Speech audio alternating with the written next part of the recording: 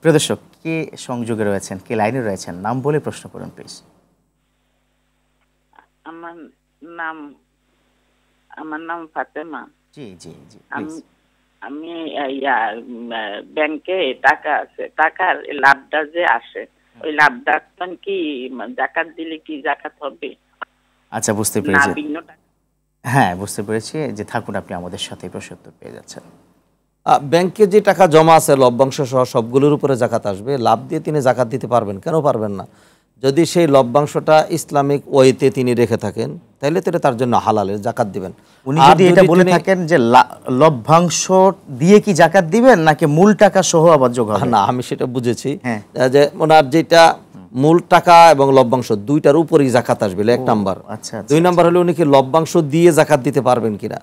যদি সত্যিকার লভ্যাংশ যেটা লাভ বোঝায়, মুনাফা, ইসলাম ব্যাংকে যেগুলো, তাহলে সেটা দিয়ে জাকাত দিতে পারবেন। আর যদি এটি হয় যে না সুদী ব্যাংক, এটা সুদী ব্যাংকের, তাহলে তো সুদ আসছে, হারাম, তা হারাম টাকা দিয়ে জাকাত দিতে পারবেন না, লাভ নেই, লাভ নাই, পুরো টাকা দিলেও লাভ হবে না। জি, আপনি সালাতুত তাসবিহ নিয়ে কথা বলছিলেন। সালাতুত তাসবিহ, এটা নবীজি সাল্লাল্লাহু আলাইহি ওয়াসাল্লামের একটা হাদিস রয়েছে যে আব্বাস রাদিয়াল্লাহু আনহু বলেছেন যে চাচা, আপনি পারলে দৈনিক একবার, না পারলে সপ্তাহে একবার, না পারলে মাসে একবার, না পারলে বছরে একবার, না পারলে জীবনে একবার হলেও আপনি সালাতুত তাসবিহ পড়বেন।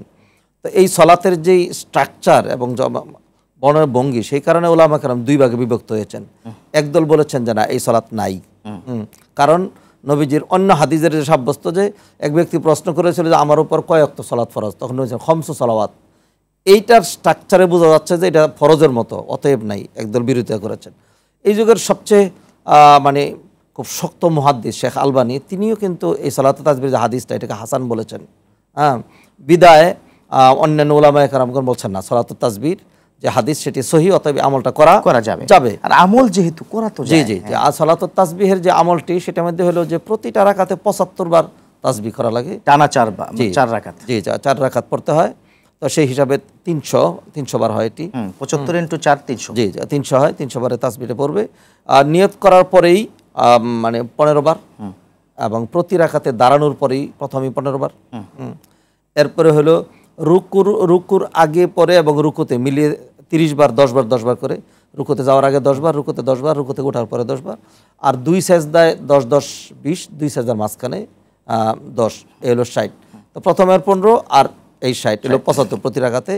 এইভাবে যদি মানে 4 রাকাত কন্টিনিউ যদি করা যায়, নবীজি সাল্লাল্লাহু আলাইহি ওয়াসাল্লাম ফজিলত হিসেবে বলেছেন, কেউ যদি এরকম পড়ে তাহলে আল্লাহ সুবহানাহু ওয়া তাআলা তাকে জান্নাত দিবেন, তার গুনাহগুলো মাফ হয়ে যাবে।